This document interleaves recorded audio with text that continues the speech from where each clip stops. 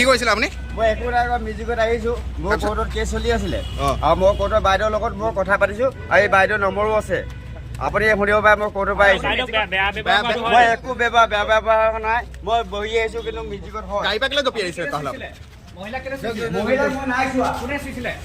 মিউজিকত আহিলে মই নাই চোৱা।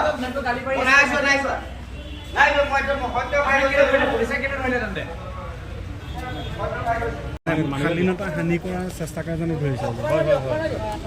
আজি আমাৰ এটা খবৰ আহিছিলে এগৰাকী মহিলা অধিবক্তাক থকা অৱস্থাত আপোনাৰ এখন টেম্পুত অপদস্থ কৰিছিলে শাৰীৰিকভাৱে।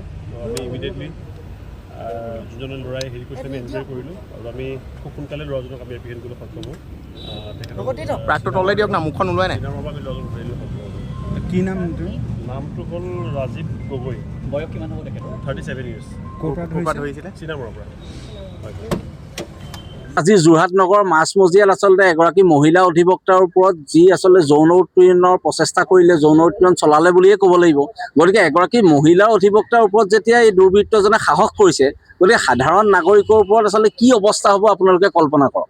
আৰু ইতিমধ্যে আমি যোৰহাট আৰক্ষীক ধন্যবাদ জনাব লাগিব। যোৰহাট আৰক্ষীক আমি কৃতজ্ঞতা জনাইছোঁ, ধন্যবাদ জনাইছোঁ। আমি যোৰহাট আৰক্ষীক অৱগত কৰাৰ 2 ঘণ্টাৰ ভিতৰত যোৰহাট আৰক্ষীয়ে দুৰ্বৃত্ত এই কালপিতটোক আটক কৰিবলৈ সক্ষম হৈছে। আৰু যোৰহাট আৰক্ষীয়ে যে ইমান কম সময়ৰ ভিতৰত সেই দুৰ্বৃত্তক আটক কৰি আচলতে যোৰহাট আৰক্ষীয়ে সাহস প্ৰদৰ্শন কৰিলে, গতিকে যোৰহাট আৰক্ষীক আমি ধন্যবাদ জনাইছোঁ।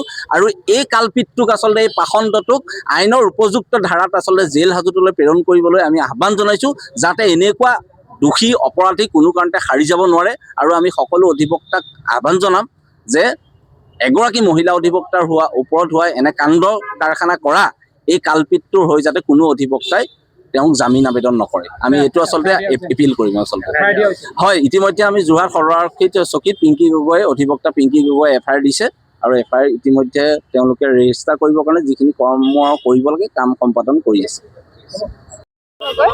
তিতাবৰ ৰঙাজানৰ পৰা আপোনাৰ যোৰহাট কোৰ্টলৈ আহি আছিলোঁ। মেজিকত আহি থকা অৱস্থাতে চিনামৰৰ কাৰ্মেল স্কুল নোপোৱা আগতে এজন যাত্ৰী মেজিকখনত উঠে আৰু উঠি পিনি তেওঁ তাৰমানে মানুহজনে ভাল ব্যৱহাৰ মোৰ লগত নকৰে, প্ৰাইভেট পাৰ্টত টাচ কৰিব চেষ্টা কৰে আৰু তেওঁক তেনেকুৱা কৰি নাহিবলৈ কোৱাত মানে তেওঁ মোৰ কথা বাৰে প্ৰতি অমান্য কৰি বাৰে একেখিনি কাৰ্যকে কৰিবলৈ চেষ্টা কৰি থাকে আৰু তেওঁক কোৱাত কৈছে যে এনেকুৱাবিলাক কাম তাৰমানে মেজিকত চলে বুলি। তেওঁ আপোনাৰ চিনামৰাৰ কাৰ্মেল স্কুল নোপোৱাৰ আগত উঠিছিলে। মই ড্ৰাইভাৰজনক কোৱা হৈছিলে, ড্ৰাইভাৰজনেও শুনিছে মই কৈ থকা। তেখেতেও কৈছিলে আচলতে যাত্ৰীজনক যে আপুনি ভালকৈ বহি আহক, এনেকুৱা অসভ্যালি নকৰিব বুলি। তেতিয়া তেখেতে ড্ৰাইভাৰজনৰ কথাও অমান্য কৰিলে। এতিয়া মই আইনৰ কাষ চাপিছোঁ আৰু আৰক্ষীৰো কাষ চাপি পেলাই আহিছোঁ বৰ্তমান। তেওঁ মেজিক ষ্টেণ্ডত নাই নমা, মেজিক নৰখোৱাৰ আগতে তাৰমানে মোক ভিডিঅ' কৰা দেখি তেওঁ মেজিকৰ পৰা জঁপিয়াই নামি দিলে। মই তেখেতৰ ভিডিঅ' এটা কৰিছিলোঁ। তেওঁ মোৰ লগতে যিহেতু এগৰাকী অধিবক্তাৰ লগতে এনেকুৱা হৈছে, যোনবিলাক কলেজলৈ অহা যোৱা ছাত্ৰী তেওঁলোকৰ লগত আৰু বেলেগ পেচেঞ্জাৰৰ লগত তেওঁ কেনেকুৱা ব্যৱহাৰ কৰিব লাগে, সেইটোৱে মোৰ লগত। মই এতিয়া এগৰাকী অধিবক্তাৰ কাৰণে কাষ চাপিছোঁ, আইনৰ কাষ চাপিছোঁ আৰু তেনেকুৱা ক্ষেত্ৰত কিছুমান হয়তো ষ্টুডেণ্টে কাষ চাপিব নোৱাৰিবও পাৰে, তেওঁলোকে ক'বও ভয় কৰিব পাৰে। সেইকাৰণে মই আজি আইনৰ কাষ চাপিবলৈ ওলাই আহিছোঁ। যিকোনো খবৰ আৰু বিজ্ঞাপনৰ বাবে যোগাযোগ কৰক 7896121996।